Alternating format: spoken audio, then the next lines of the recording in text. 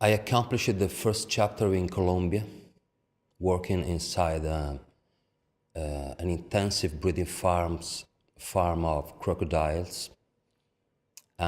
This was the first step. Immediately I realized something, that I had the opportunity to build a strong body of work in all the world, traveling, separating geographically my project and documenting different animal species involved in this practice.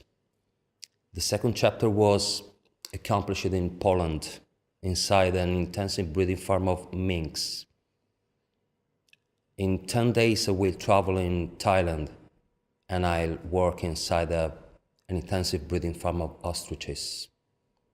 In October I will travel in Finland, and I'm still working on it and organizing every aspect. It's not easy. It's the most difficult challenge that I faced in my professional path. My plan is to build a photograph at a time, picture after picture. A final edition maybe will be able to tell a worldwide process that regard this industrial sector that is quickly growing up again and again. When I started to think about this project, the first question was, how we be able to convince breeders to let me document their work, their job, their activity. I quickly understand this project is not against breeders, so I just asked them to let me document their legal activity. There was not anything of special that I had to think to say them, to convince them to let me get inside and to obtain the access and the permission to document their activity. That's why everything depends from your point of view. Humility, tenacity, and empathy are the strongest point of view of my photography. For first, my strongest point of view as a citizen. I want to say these 3 points and many others have contributed to teach me that photography is not important. I'm just interested in the storytelling in order to tell something. Photography is thinking, photography is meeting. I don't want to care too much about photography.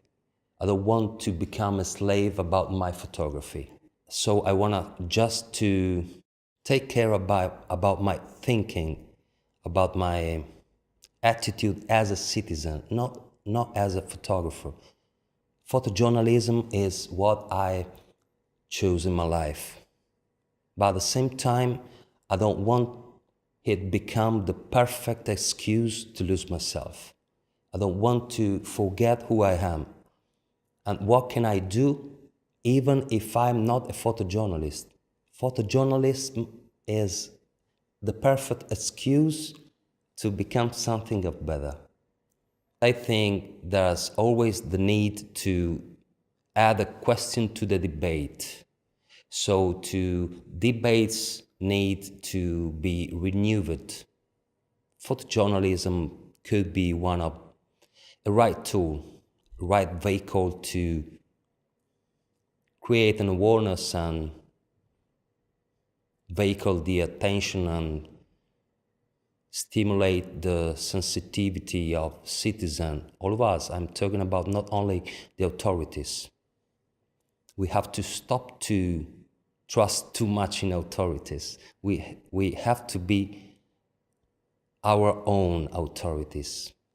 The choice can make the difference as a single person. So in front of a shop, I have to decide if I'm going to buy my crocodile bag or something like that. I have more power than I think, than I know, than I'm supposed to have.